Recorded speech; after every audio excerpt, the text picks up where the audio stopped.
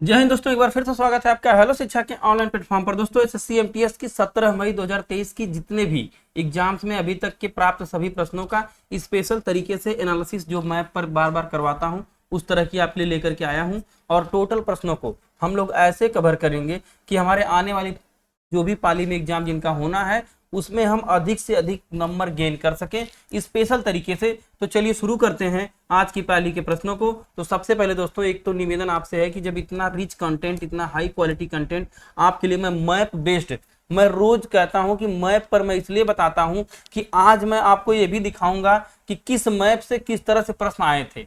मेरे हर रोज के एनालिसिस से मैक्सिमम प्रश्न रोजाना आ रहे हैं, वह भी केवल जो है इमेज और ग्राफिक्स जो मैं लगाता हूं वहां से, जो आसानी से याद किया जाता है। तो चलिए दोस्तों शुरू करते हैं आज की क्लास को। और वीडियो को प्लीज लाइक करिए और कुछ दोस्तों तक शेयर कर दीजिए जो एसएससी एमटीएस की परीक्षा का फॉर्म जिन्होंने भरा है। कुछ ग्रुप्स आपके पास अगर हो तो वहां पे शेयर कर दें। आपसे बस यही निवेदन, अगर अभी तक आपने स्वयं चैनल को सब्सक्राइब नहीं किया है तो प्लीज सब्सक्राइब बटन दबा लें दोस्तों। इससे हमें मोटिवेशन मिलता है, हमारी टीम को भी एक जोश मिलती है काम करने का और उत्साह बढ़ता है कि लोग हमारे कंटेंट को, हमारे मैटर को पसंद कर रहे हैं। तो आज का दोस्तों पहला प्रश्न आपके सामने देखिए इस तरह से है। यह मैप मैंने कल भी, प्रश्न तो छोड़िए, पहले मैप की बात करते हैं। यह मैप मैंने कल भी लगाया हुआ, कल भी आपको ये मैप लगा था और यहां से मैंने कंचनजंगा की जिक्र किया था कि देखिए कंचनजंगा जो है सिक्किम में है, ऊंची चोटी एक जो है, और यहाँ पर काराकोरम है, लद्दाख, काराकोरम, लद्दाख, जास्कर, यहाँ पर चारों जो है पर्वत श्रेणियां हैं और गारो खासी जयंती है। अब देखिए आज एग्जाम में कंचनजंगा यहाँ से पूछा है, इसीलिए मैं कहता हूं कि इन तथ्यों को तो एक बार याद किया जा सकता है। एक प्रश्न हो सकता है तैयार हो जाए कि हिमालय की चोटी है, सिक्किम में स्थित है कंचनजंगा, लेकिन ये पूरा डेटा आपको लिख करके याद करना मुश्किल हो जाता है। लेकिन मैप पर याद करके परीक्षा को हैंडल किया जा सकता है, बार बार मैं यही बोलता हूँ। तो कंचनजंगा कौन से राज्य में स्थित है, यह प्रश्न आया हुआ था। तो भारत के जो है, भारत में उत्तर हिमालय की पर्वत श्रृंखला की सिक्किम राज्य में स्थित है और कंचनजंगा राष्ट्रीय उद्यान भी वहां पर है, प्राचीन वनों से ढके मैदानों, घाटियों, झीलों और हिमनदों। बाकी तो ऐसा तो लोकेशन वहां पे हिमालय का है ही है, ये आप जानते ही हैं। मेनली मेरे कहने का मतलब है कि इस मैप को खूब पढ़िए, खूब समझिए, केवल ये देखने की चीज नहीं। अब देखिए यहाँ पर देखिए गारो हिल्स, खासी हिल्स और जयंतिया हिल्स। तो गारो, खासी, जयंतिया पर यहीं पर माथेरान मेघालय है और यही गारो, खासी, जयंतिया यहाँ की जनजाति भी है और यही गारो, खासी, जयंतिया यहाँ की पहाड़ी भी है ना। तो ये जो है अच्छे से आप समझिए, यहाँ से प्रश्न आता है। अब अरावली राजस्थान की पर्वत श्रेणी है, विंध्यन मध्य प्रदेश वाली आप देखिए यहाँ पर है, अब मालवा प्लेटू आप देख ही रहे हैं और यहीं से जो है सतपुड़ा की पहाड़ी है और अन्नामुडी हिल्स यहाँ पर है। वेस्टर्न कोस्टल यानी पश्चिमी घाट पर्वत जो है, जो पश्चिमी घाट पर खूब वर्षा होती है, हरे कलर से दिख रहा है। अरब सागर आपका इधर आप देख रहे हैं, ये वाला एरिया जो है ये आपका सी ऑफ अरब सागर है और ये आप बे ऑफ बंगाल है, बंगाल की खाड़ी। तो इधर के मानसून यहाँ से उठते हैं और इधर के मानसून यहाँ से उठते हैं। भारत का मेन मानसून आपका अरब सागर से आता है, जो है इस तरह से पश्चिमी तट से प्रवेश करता है। तो यह मैप और मैप पर पढ़ने वाली चीजें स्पेशल। अब देखिए ईस्टर्न कोस्ट की भी बात करें, देखिए यहाँ पर है, ये पूर्वी घाट पर्वत है, यहाँ पर लौटते मानसून से बरसात तमिलनाडु वगैरह वाले क्षेत्र में होती है, आपने देखा होगा।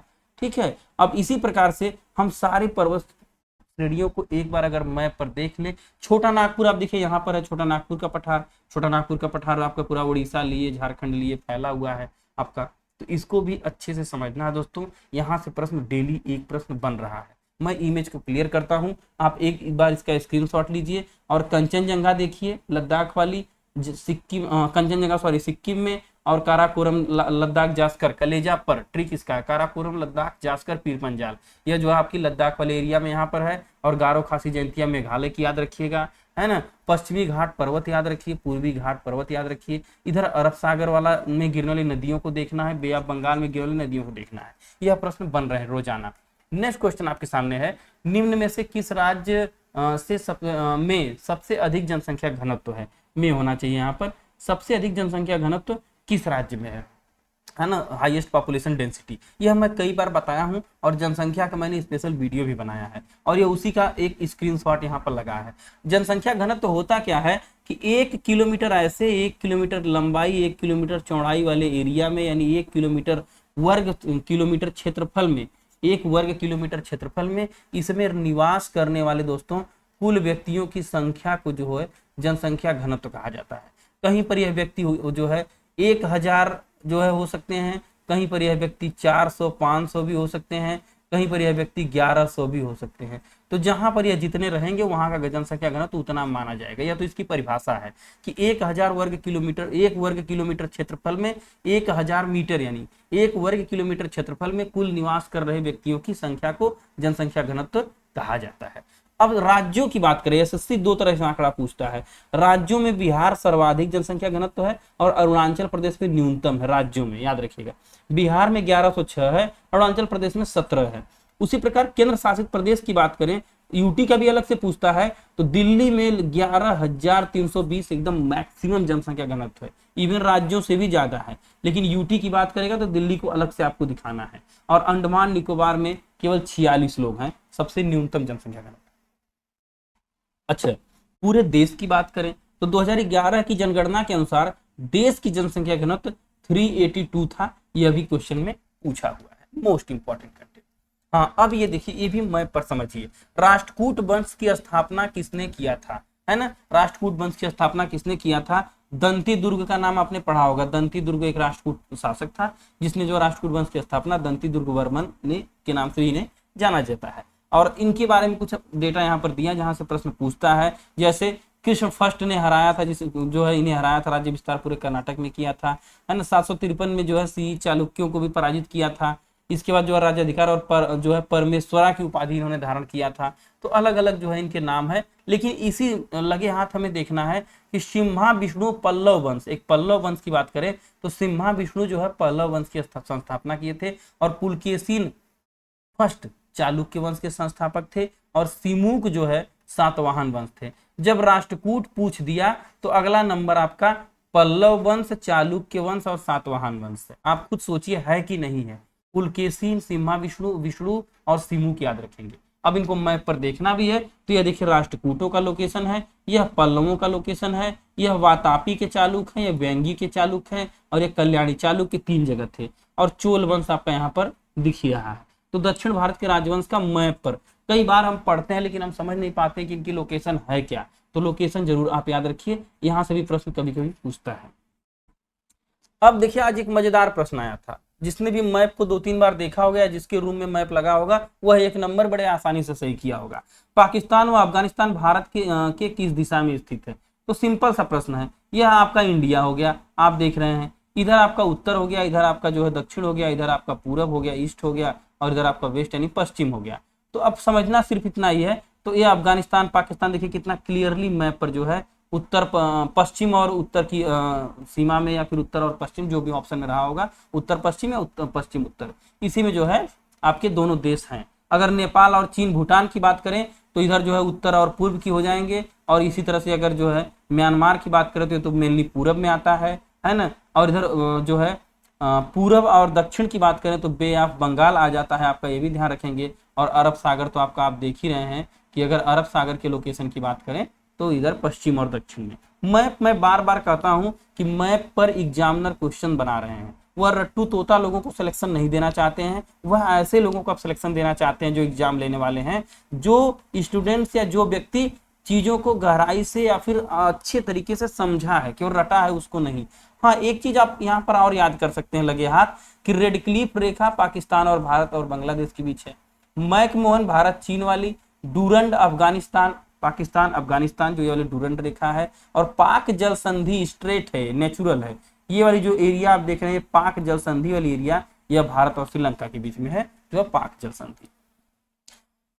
One life is not enough के लेखक कौन है? तो one life is not enough पहले इनको देख लीजिए। नटवर सिंह है, के नटवर सिंह, पद्म भूषण से सम्मानित भी हैं। One life is not enough इनकी बहुत फेमस पुस्तक है ना। नटवर सिंह भारतीय राजनीतिज्ञ हैं और भारत के विदेश मंत्री भी रह चुके हैं, बहुत सफल व्यक्ति Natwar Singh. One life is not enough इनकी बुक है। एक साथ सेकंड शिफ्ट में प्रश्न पूछा था, इंडिया एट रिस्क, तो जसवंत सिंह पूर्व केंद्रीय मंत्री, इन्होंने इसको लिखा था। और एक चीज और ध्यान दीजिए कि नटवर साहब की कुछ और पुस्तकें हैं जो है कि नटवर सिंह जो है इनकी ये सब पुस्तकें हैं जो मैंने यहाँ से लगाया गूगल करके, ये भी जरा देखिए। The magnificent Maharaja, the walking with the Lions, है ना। लेगेसी ऑफ नेहरू याद रखिएगा, इंपॉर्टेंट है, यह कई बार पूछा भी है ना। पोर्टफोलियो लेटर्स है, E M Forster and tribute, E M Forster a tribute है। तो इनकी मोस्ट इंपॉर्टेंट बुक्स है दोस्तों, इनको भी जरा से याद रखिएगा। इसमें लेगेसी ऑफ नेहरू मुझे लग रहा है कि अगले शिफ्ट में जरूर पूछेगा। डूरंड कप की स्थापना कब हुई थी? When was the Durand cup established? Durand cup के बारे में क्या उसका करंट है, क्या उसका हिस्ट्री है, सब समझेंगे। डूरंड कप या डूरंड फुटबॉल टूर्नामेंट की स्थापना 1888 में, सॉरी 1888 में हुई थी। यह भारत में फुटबॉल का सबसे पुरानी प्रतियोगिता है। डूरंड कप के विनर की दोस्तों बात करें तो जो है बेंगलुरु एफसी यानी फुटबॉल क्लब। एफसी का मतलब होता है दोस्तों, अगर एफसी लगा है तो कंफ्यूज नहीं होगा, फुटबॉल क्लब एफसी। तो बेंगलुरु फुटबॉल क्लब ने पहली बार डूरंड कप जीतने में सफलता प्राप्त की। खिलाड़ी मैच के बाद सुनील छेत्री ने ट्रॉफी उठाई थी। सुनील छेत्री साहब आपके सामने फुल एटीट्यूड में दिख रहे हैं भाई, हो भी क्यों ना, जब डूरंड कप जीते हैं तो भैया ट्रॉफी उठाएंगे, है याद रखिएगा। अब डूरंड कप से अगर यहाँ से प्रश्न बनेगा, लेकिन हम सावधानी के तौर पर कुछ कप और उनसे संबंधित खेल जरूर देख लेंगे। जैसे वाकर कप, देखिए गोल्फ वाला है, कितना important, walker cup golf. Football Durand cup पूछ दिया। नौका दौड़ अमेरिका कप पूछा है कई बार। फुटबॉल जो है कोलंबो कप चलता है, जहां कहां कहां, भारत में, पाकिस्तान में, श्रीलंका में, म्यांमार में। टेनिस में डेविस कप चलता है, बिल जिन किंग कप चलता है टेनिस महिला में। अब विश्व football soccer Jules Rimet trophy चलती है। राइडर कप गोल्फ में, बैडमिंटन सुदीरमन कप में, और विश्व टेबल टेनिस में जो है स्वेथलिंग कप चलता है। ये एसएससी जब टफ करने लगेगा प्रश्नों को, पाली को टफ करेगा तो यही सब प्रश्न डालेगा, याद रखिएगा। एशियाई बैडमिंटन में टूकू अब्दुल रहमान कप चलता है, याद रखिएगा। इसमें आप कहेंगे सर इंपॉर्टेंट क्या है, जिनको मैंने कई एग्जाम्स में देखा हुआ है, अमेरिकन कप पूछा है, कोलंबो पूछा है, डेविस पूछा है, और ये आपका एक नौका दौड़ वाला तो हाँ ये भी है, वाकर और डूरंड। ये ऊपर के तो जान लीजिए कि एकदम याद कर लीजिएगा। नीचे अगर आप चाहें तो यहाँ से राइडर कप इंपॉर्टेंट है आपके लिए, और सुदीरमन कप इंपॉर्टेंट है। ये वाले टेढ़े मेढ़े शायद न पूछे, थोड़ा टफ क्वेश्चन में आ जाएगा, लेकिन एमटीएस लेवल पर यह प्रश्न आसानी से बन सकते हैं। नेक्स्ट क्वेश्चन है, पैतृक संपत्ति में महिलाओं का अधिकार संशोधन कौन से अधिनियम में हुआ था? In which act the right of women जो है exchange property of the amendment. कब जो है पैतृक संपत्ति, जो पिता की संपत्ति है, उसमें महिलाओं को भी या लड़कियों को भी कब अधिकार दिया गया? तो आइए समझते हैं। हिंदू उत्तराधिकार संशोधन अधिनियम 2005 में आता है ना। 1956 के अधिनियम को सितंबर 2005 में संशोधित किया गया, और 2005 में संपत्ति के विभाजन के मायने में महिलाओं को सहदायक के रूप में मान्यता दी गई कि इनको भी जो है यह संपत्ति दी जाए। अधिनियम की धारा 6 में संशोधन किया गया, याद रखिएगा। और 174वीं रिपोर्ट, वित्त आयोग की 174वीं रिपोर्ट में हिंदू उत्तराधिकार अधिनियम में सुधार करने की सिफारिश की गई थी। लेकिन यहाँ पर एक इमेज लगा है जहां बार बार आपका जो है ध्यान जा रहा होगा। अब समझिए, महिलाओं या लड़कियों की दोस्तों हम क्या बात करें, उनको संपत्ति न दीजिए। मैं तो हमेशा यही कहता हूं कि किसी भी लड़की को संपत्ति की, अपने माँ बाप की संपत्ति में अधिकार नहीं चाहिए, अपने भाई की संपत्ति में अधिकार नहीं चाहिए। आप केवल और केवल आपसे इतना मांगती है कि उसे राइट टू एजुकेशन। जितना हम लड़कों पे पैसा खर्च करना चाहते हैं, जितना बालकों पे पैसा खर्च करना चाहते हैं, जितना बालकों पर हम अपना एक, आप इंडियन कल्चर में देखते हैं कि लड़के को जो है जितना इंकरेज किया जाता है, उतना ही आप केवल महिलाओं को या लड़कियों को, बच्चियों को बराबरी का अधिकार दीजिए, और ये खुद ही अपनी संपत्ति बना लेंगे। आईएएस पीसीएस की तमाम परीक्षाओं में टॉप कर रही हैं आज की डेट में। केवल इन्हें थोड़ा सा मौका देने की जरूरत है, और मौका क्या है, शिक्षा देने की जरूरत है। ये एक टॉपिक से हटकर दोस्तों बात थी, अगर आप तक पहुंचे तो बताइएगा। मेरा पर्सनल विचार था कि महिलाओं को संपत्ति तो चलिए ठीक है, यह तो उनका कानूनी अधिकार है, अगर वो लेती हैं तो बिल्कुल अच्छी बात है, इसमें मैं कोई इफ बट नहीं, लेकिन एजुकेशन आप प्लीज उन्हें जरूर दें, यह जो है अपील है हेलो शिक्षा की। वेदांतरम सत्यनारायण शर्मा किस शास्त्रीय नृत्य शैली के लिए जाने जाते हैं? तो अब थोड़ा टफ लेवल पे प्रश्न आ रहा है। वेदांतरम सत्यनारायण शर्मा, जिन्हें सत्यम नाम से भी जाना जाता है, यह भारतीय नर्तक और नृत्य रचनाकार है। कुचिपुड़ी आंध्र प्रदेश की, आपने सुना होगा, कुचिपुड़ी पढ़ा होगा अच्छे से, प्रश्न पूछता है। तो कुचिपुड़ी नृत्य में शास्त्रीय नृत्य के प्रमुख प्रतिपादकों में से एक माना जाता है। उन्हें संगीत नाटक अकादमी में फेलोशिप भी मिला हुआ है, संगीत नाटक अकादमी पुरस्कार, और कालिदास सम्मान से भी सम्मानित है, जो प्रश्न में के अगले शिफ्ट में बनने की पूरी संभावना है। कुचिपुड़ी आंध्र प्रदेश का के लिए स्वदेशी नृत्य, आप जानते हैं आंध्र प्रदेश का लोकल वहां का जो डांस है कुचिपुड़ी। और कुचिपुड़ी की उत्पत्ति 17वीं शताब्दी में जो है भामा कलापम, ये पूछता है कई बार, भामा कलापम के सिद्धांत योगी द्वारा रचित सत्यभामा की कहानी से हुई थी, जो भगवान कृष्ण के आकर्षण लेकिन ईर्ष्यालु पत्नी से थी। एक स्टोरी है। अगर ये पूछे कि कुचिपुड़ी नृत्य की जो है उत्पत्ति किस देवता से संबंधित है, तो भगवान कृष्ण बार बार ऑप्शन में आता है, ध्यान रखिएगा। ये जो मैं आपको कहानी सुना रहा हूँ, ये कहानी आम कहानी नहीं है, ये कहानी एक एक लाइनों से प्रश्न बनते हैं। जैसे कृष्ण से संबंधित है कुचिपुड़ी नृत्य, आंध्र प्रदेश का कुचिपुड़ी है, याद रखिएगा। कालिदास सम्मान जो है सत्यनारायण जी को मिला है, ये भी याद रखिएगा। भामा कलापम भी याद रखिएगा, सिद्धांत जो है सिद्धांतेंद्र योगी द्वारा रचित जो है सत्यभामा की कहानी भी अच्छे से जानिएगा। बाकी आपके सामने जो है सत्यनारायण शर्मा, यहाँ से प्रश्न बनेगा। अब आइए मोस्ट इंपॉर्टेंट कंटेंट दोस्तों, लाइक जरूर करिएगा अगर आप तक यह बात पहुंचे तो। मैं आप जो आपको बताना चाह रहा हूँ, किस आंदोलन के दौरान मोतीलाल नेहरू ने वकालत छोड़ दी, ये तो रही प्रश्न की बात, लेकिन हम पूरी बात करेंगे। एक मान के चलिए 10 सेकंड का समय आपका लूंगा और असहयोग आंदोलन से लेके जलियांवाला बाग हत्याकांड तक का पूरी घटनाक्रम आपके सामने रखने की कोशिश की जाएगी, ताकि एग्जाम में यहाँ से प्रश्न अच्छे से आप हैंडल कर पाए। जैसे भारतीय राष्ट्रीय कांग्रेस ने 1920 में कलकत्ता अधिवेशन के दौरान असहयोग आंदोलन शुरू किया, आप समझ जानते हैं अच्छे से। और शुरू क्यों हुआ, आपके मन में ये भी प्रश्न आएगा कि 1920 में क्यों शुरू हुआ। क्योंकि 1919 में, एकदम क्रम से लगाया हूं, 1919 में जलियांवाला बाग हत्याकांड हुआ था। कैसे, आप जानते हैं कि रॉलेट एक्ट आया था दोस्तों, एक आपने पढ़ा होगा 1919 में, काला कानून, बिना अपील बिना दलील का कानून आया था, रॉलेट एक्ट। और इसी एक्ट में सत्यपाल की, एक डॉक्टर सत्यपाल थे और एक किचलू थे, इन लोगों की गिरफ्तारी, दो नेताओं की गिरफ्तारी हुई थी बिना किसी अपराध के, केवल आंदोलन कर रहे थे लोग, जो है स्वतंत्रता की बात करते थे इसलिए। तो अब इन्हीं लोगों की गिरफ्तारी के विरोध में वहां भीड़ नियत्थी भीड़ इकट्ठा हुई थी, जिस पर जनरल डायर ने गोलियां चलवाने का अधिकार दिया। काफी लोग मारे गए, बहुत भीषण नरसंहार, आप अच्छे से जाने होंगे। इसी के विरोध में असहयोग आंदोलन प्रारंभ हो गया 1920 वाले अधिवेशन से। अब असहयोग आंदोलन का उद्देश्य क्या था दोस्तों, कि शांतिपूर्ण साधनों का उपयोग करके भारत के लोगों के लिए स्वराज प्राप्त करना, ये तो मोटो था।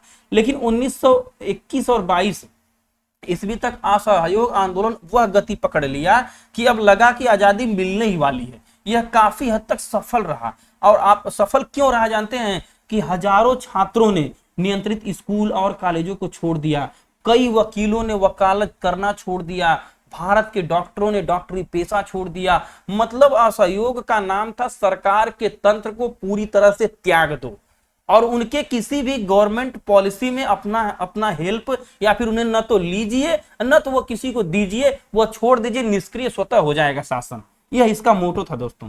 और इसी क्रम में मोतीलाल नेहरू, भाई बड़े नेताओं का नाम तो जरूर आएगा, छोड़ा तो बहुत से लोगों ने, लेकिन मोतीलाल नेहरू, CR दास और सी राजगोपालाचारी, आसफ अली जैसे कई वकीलों ने अपनी वकालत की प्रैक्टिस छोड़ दी।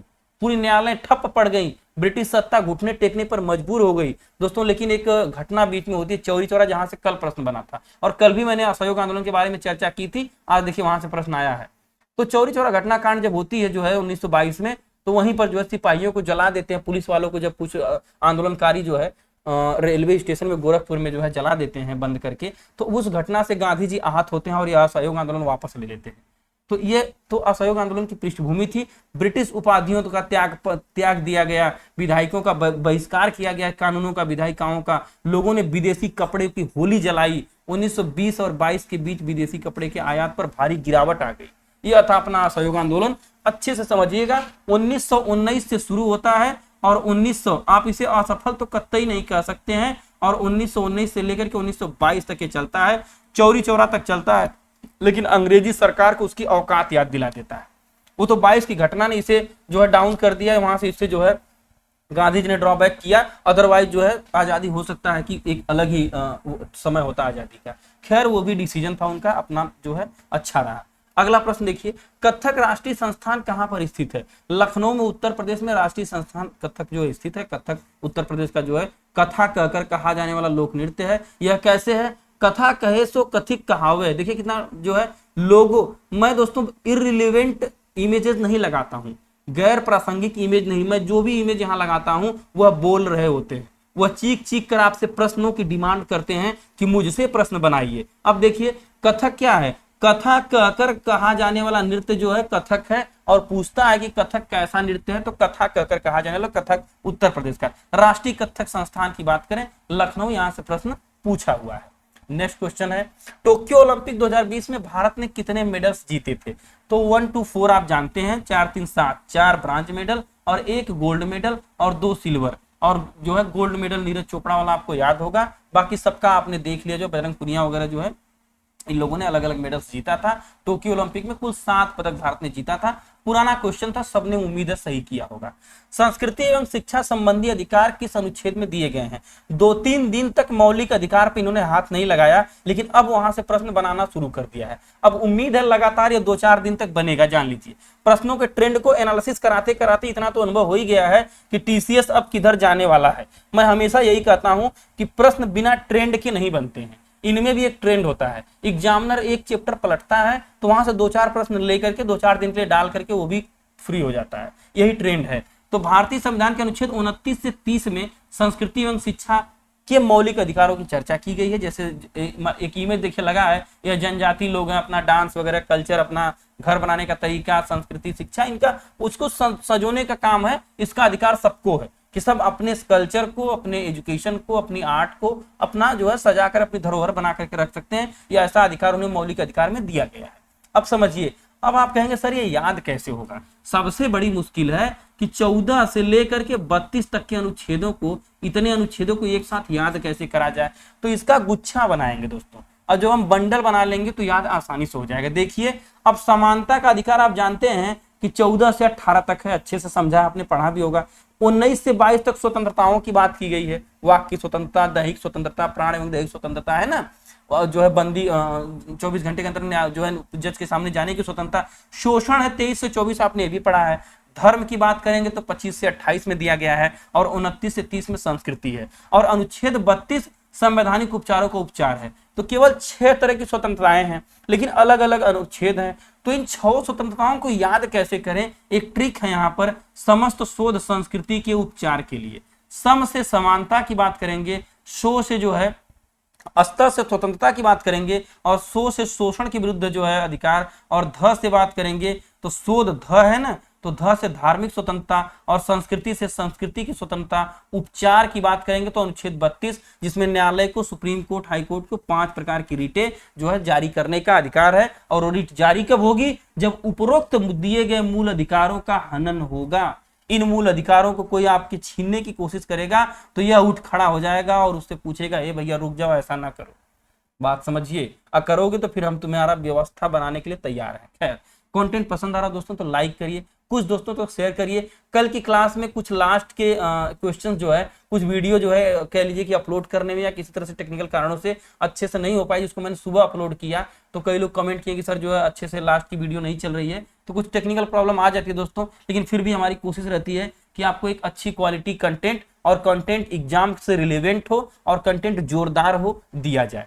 नेक्स्ट क्वेश्चन है, इंजीनियर दिवस किसकी याद में मनाया जाता है? तो इंजीनियर डे, आप देखिए जो है महत्वपूर्ण एम विश्वेश्वरैया का नाम आपने सुना होगा। इन्हीं की जन्मतिथि को अभियंता दिवस घोषित किया गया है।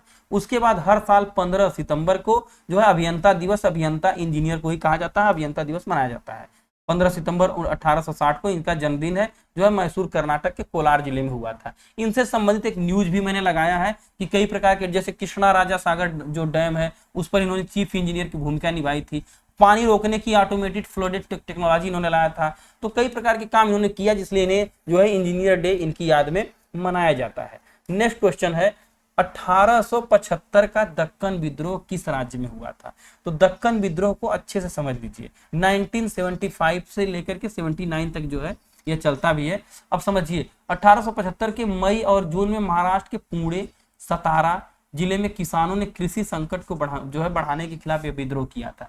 लोकेशन अगर मैप की बात करें तो मैप पे दोस्तों लोकेशन आपका यही महाराष्ट्र वाला एरिया आ जाएगा, जो है मध्य प्रदेश, मुंबई, महाराष्ट्र, दक्कन वाला एरिया जो है ना, पुणे, सतारा वगैरह, इस लोकेशन पर जो है यह विद्रोह प्रभावी होता है। अब बात करें दक्कन की विद्रोह के कुछ और फैक्ट की, जहां से प्रश्न बनने के चांसेस हैं। इसका नेतृत्व किया था वासुदेव जो है बलवंत फड़के ने। और किसके विरुद्ध था? साहूकार व अनाज विक्रेताओं के विरुद्ध, क्योंकि वह अनावश्यक रूप से इस पर जो है कर लगा रहे थे, अनावश्यक रूप से जो है अपना जो है मनमानी कर रहे थे। साहूकारों एवं विद्रोह का कारण मुख्य क्या था कि साहूकारों एवं अनाज व्यापारियों के द्वारा किसानों का दमन किया जा रहा था। ब्रिटिश सरकार द्वारा बढ़ाया गया भूमि कर साहूकार से जब ब्रिटिश वसूलते थे तो साहूकार आकर के जनता से वसूलते थे, यही सिस्टम था, जान लीजिए, है ना। दक्कन कृषि राहत अधिनियम जो है 1879 में पारित किया गया। इसका परिणाम यह हुआ कि जो है राहत दिया गया, विद्रोह सफल रहा। दोस्तों इस तरह से समझिए कि स्पेशल टेबल से,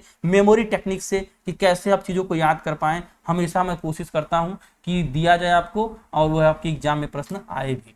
कलिंग का पुराना नाम क्या था? तो कलिंग अशोक और मौर्य साम्राज्य, एक लाइन में समझाऊंगा, मुझे उम्मीद है आपको रिवाइज तो हो ही जाएगा अगर पढ़े हैं तो, और पहली बार पढ़ रहे हैं तो भी आपको कुछ ना कुछ जरूर इसमें से मिलने वाला है।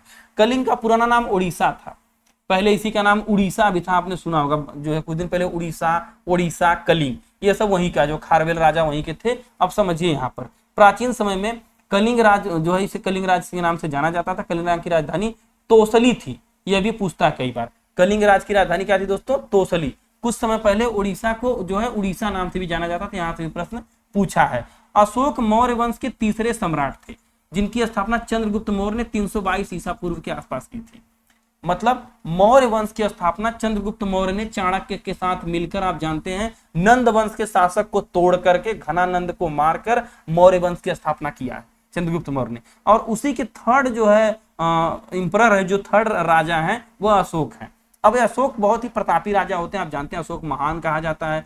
कलिंग युद्ध जो है पहला युद्ध और आखिरी युद्ध इनका ये था। इतना बड़ा जो अभियान था, ये इस तरह का इतना बड़ा अभियान पहला ही अभियान था और आखिरी भी था। क्यों आखिरी था? कि इसके बाद इतना जो है इसमें लाखों लोग मारे गए, कई 1.5 से 2 लाख लोगों को इन्होंने बंदी बना लिया, और भीषण नरसंहार को देखकर अशोक का हृदय परिवर्तन होता है।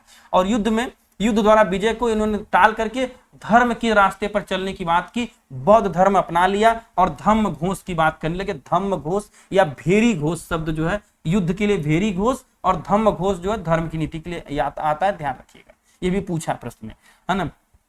वो एक जो है समर्थक और बौद्ध धर्म के संरक्षक बन गए और पूरे साम्राज्य के बाहर जो धर्म का प्रचार करने लगे। अब इसके बारे में एक प्रश्न बार बार बनता है कि 13वां शिलालेख क्या है?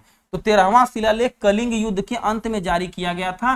अशोक के एक आक्रामक और हिंसक योद्धा से एक महान प्रेमी बनने के लिए का जो है इसमें एक परिवर्तन वाली जो तस्वीर आती है वह 13वें शिलालेख में दी गई है। पूछता है कि अशोक ने भेरी घोष के जगह धम्म घोष की नीति अपनाई थी, ये इसकी चर्चा किस शिलालेख में की गई है? तो 13वें शिलालेख। अशोक का हृदय परिवर्तन कब हुआ था? जो है किस शिलालेख में है? 13वें शिलालेख में। कब हुआ था? कलिंग युद्ध के नरसंहार को देखकर। मुझे उम्मीद है आपको यहाँ से कई सारे डेटा मिले होंगे। मोस्ट इंपॉर्टेंट राजधानी तोसली, चंद्रगुप्त मौर्य वंश का तीसरे अशोक जो है ये भी याद रखिएगा, और इसके बाद धम्म घोष भेरी घोष याद रखिएगा। और इसी के साथ साथ आप चाहें तो जो है बौद्ध धर्म के प्रचार प्रसार इन्होंने किया, आप अच्छे समझ सकते हैं। यहाँ से प्रश्न, इतने प्रश्न बनने के चांसेस हैं। नेक्स्ट क्वेश्चन है, वृक्षों के अध्ययन को क्या कहा जाता है? वृक्ष विज्ञान यानी डेंड्रोलॉजी जो है कहा जाता है विज्ञान की वह शाखा जिसमें काष्ठीय पौधे, वृक्ष, छूब और लियाना का अध्ययन करते हैं। जैसे देखिए वृक्ष है ना, इसके इस अंदर वाले भाग को जो है हार्डवुड कहते हैं, कई बार पूछा है। मैंने अब कहा कि मैं हर बार जो है ऐसा प्रश्न लगाता हूं, ऐसा इमेज जो हमेशा एग्जाम दे आपको। अब देख रहे हैं ना, शेप वुड इसको कहा जाता है, जहां से एक कह लीजिए कि लकड़ी जो कठोर लकड़ी शुरू हो जाती है उसे शेप वुड कहा जाता है। बाकी हरा वाला, अब ये सब कच्चे भाग हैं, इनका जो है लिविंग फाइलम है, फाइलम और जाइलम आप अच्छे समझ सकते हैं। पेरिडर्म कॉर्क है और वैस्कुलर जो है कैम्बियन है, यह 3 एरिया है। लेकिन हार्टवुड कई बार पूछा है और शेपवुड भी पूछा है कि इमारती लकड़ी जो है इमारत यहाँ से बनना शुरू होगी, ये ऊपर वाले छिलके को छील दिया जाता है, आप जानते होंगे। एक पूछता है साइटोलॉजी जो है जीवों के अध्ययन को, जो प्रकृति का अध्ययन है, कोशिका की संरचना और कार्य के अध्ययन को कोशिका विज्ञान कहा जाता है, इसको भी याद रखिएगा। पंचतंत्र के लेखक कौन है? Who is the author of Panchatantra? Vishnu Sharma. कल का जो दोस्तों ये प्रश्न है, कल मैंने इसको लगाया था लेकिन ये रिकॉर्डिंग में मिस हो गया, जो है इसको मैंने आज डाला। विष्णु शर्मा का पंचतंत्र। और जब पंचतंत्र पूछा है तो आने वाले किसी भी शिफ्ट में कालिदास का जो है पूछ सकता है, अभिज्ञान शाकुंतलम और मेघदूता और जो है रघुवंश और वाल्मीकि का रामायण तो आप जानते ही हैं। हर्ष का भी याद रखिएगा, नवसाद चरित्रम, यह सब मोस्ट इंपॉर्टेंट कंटेंट है, यहाँ से प्रश्न बनेंगे। जनगणना का डेटा, यह पेज नहीं दोस्तों, यह प्रश्नों की झड़ियां हैं, समझ लीजिए प्रश्नों की यहाँ से लड़ियां लगने वाली है। कैसे? अब समझिए, भारत में जनगणना की शुरुआत किस वर्ष हुई थी? प्रश्न जो आ गया उसको छोड़िए, अब आने वाला क्या है उसको पकड़िए। चूंकि मैं जानता हूं मेरी क्लास को ज्यादातर वह विद्यार्थी देखते हैं जिनकी एग्जाम होने वाली है, यह मुझे आइडिया है। बाकी जिनका एग्जाम हो गया वह तो अपने उत्तरों को अलग अलग जगहों से मिला ही लेते हैं। अब मेरा टारगेट भी रहता है कि उन विद्यार्थियों के लिए डेटा दिया जाए जिनकी एग्जाम है और वह नंबर गेन कर पाए। अब समझिए, पहली बार जनगणना 1872 में होती है लॉर्ड मेयो के समय में, किंतु नियमित दशकीय जनगणना 1881 में लॉर्ड रिपन के समय में होती है। बात समझिएगा, 72 यानी 8 साल बाद, अब 72 8 80 81 9 साल बाद रिपन के समय में, याद रखिएगा 9 साल बाद जो है दशकीय जनगणना शुरू हो जाती है, यानी कि हर 10 वर्ष पे जनगणना प्रारंभ हो जाती है। कब? पहली बार 72 वाली मेयो और 81 वाली रिपन।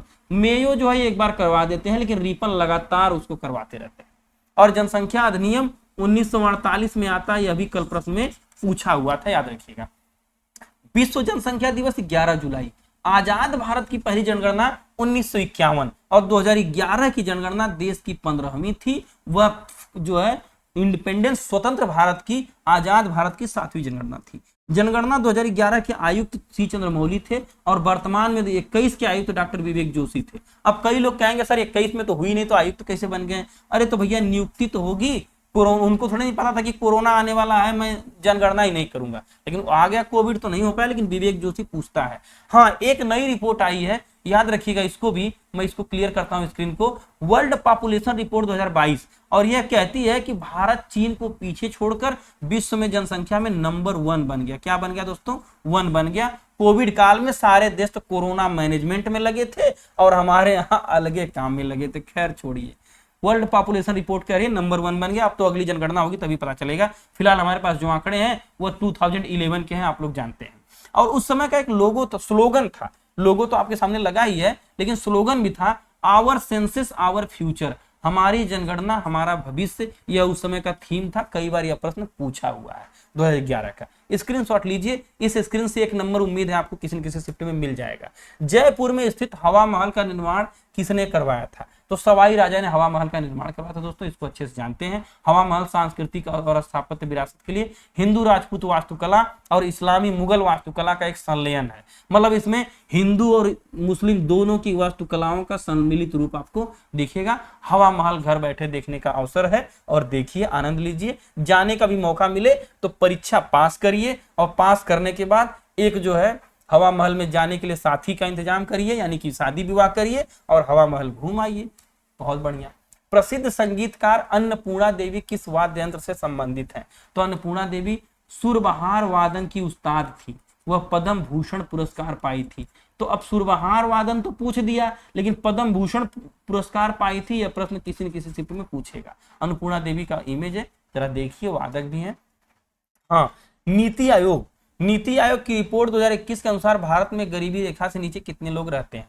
प्रश्न मुझे पूरा नहीं मिला, लेकिन मैंने नीति आयोग और गरीबी रेखा और गरीबी से बनने वाले सारे प्रश्नों को दे दिया।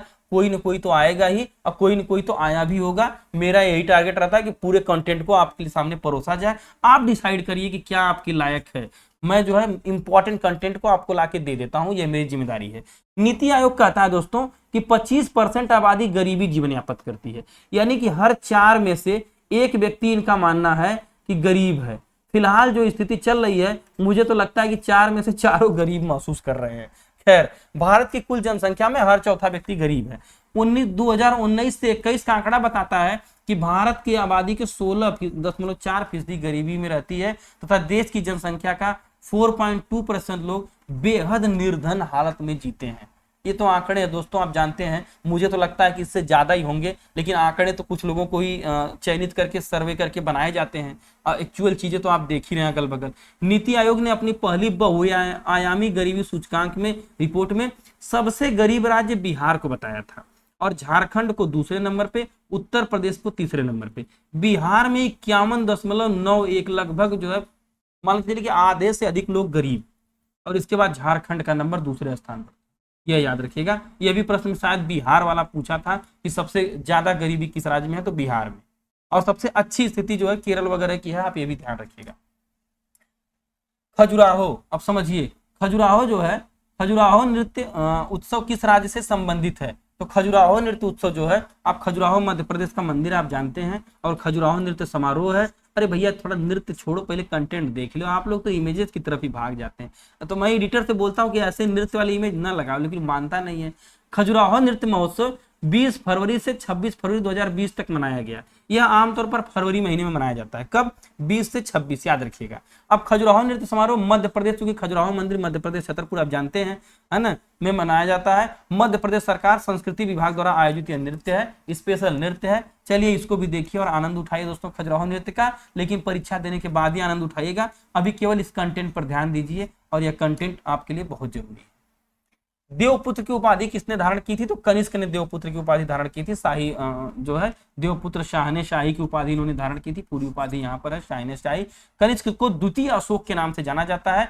जो है 78 ईस्वी में शक जो है युग की शुरुआत कनिष्क के समय में हुई थी। एक मोस्ट इंपॉर्टेंट प्रश्न है कि चाइना से जो है आप देखेंगे कि चीन, अगर यहाँ पर चीन है, यहाँ पर इंडिया है, ये पूरा यूरोप वाला एरिया है और इधर आपका यूएसए वगैरह है। विश्व में अगर ऐसे समझे तो चीन से होकर के रेशम मार्ग जो यूरोप जाता था, इस रेशम मार्ग को काटने वाला या इस पर कब्जा करने वाला जो है कनिष्क ही था, जिसने जो है रेशम मार्ग पर अब जो आज जो चीन अपनी आंखें दिखाता है, नौटंकी बतियाता है, उस चीन को औकात दिखाया था कनिष्क ने, यह भी याद रखिएगा। इसके शासनकाल के दौरान चौथे बौद्ध संगीति का आयोजन कश्मीर के कुंडल वन में हुआ था। ये भी मोस्ट इंपॉर्टेंट है कि बौद्ध संगीति का आयोजन कश्मीर के कुंडल वन में कनिष्क के शासनकाल में हुआ था। यह भी जरा सा आप याद रखिएगा। रेशम मार्ग पर कब्जा कनिष्क ने, कुषाण शासक कनिष्क के समय में हुआ था, कुषाणों ने किया था, यह भी याद रखिएगा। इसके वंशज देवपुत्र कहा, जिसका अर्थ होता है देवताओं के पुत्र। कनिष्क या कुषाण वंश से जितने भी प्रश्न आपकी परीक्षा के लेवल तक बन सकते हैं, मैंने सबको बताने की कोशिश किया था। 2022 का चिकित्सा का नोबेल पुरस्कार किसे मिला है? तो 2022 का चिकित्सा हो, चाहे विज्ञान हो, साहित्य हो, अर्थशास्त्र हो, शांति हो, सबको रिवाइज करवाता हूं। मुझे याद है तमाम ट्रिक और तरीके से उताजोक से आपने याद किया होगा, लेकिन मैं एक बार रिवाइज करवा दूं। चिकित्सा और शरीर विज्ञान की बात करें तो स्वंते पाबो को मिला था, पाबो ने पाया था चिकित्सा। भौतिक की बात करें, फिजिक्स की बात करें तो एलन क्वासर और जिलिंगर, पूरा ना याद करिए, वही टॉपिक पकड़िए, जो वही शब्द पकड़िए जो इजी है।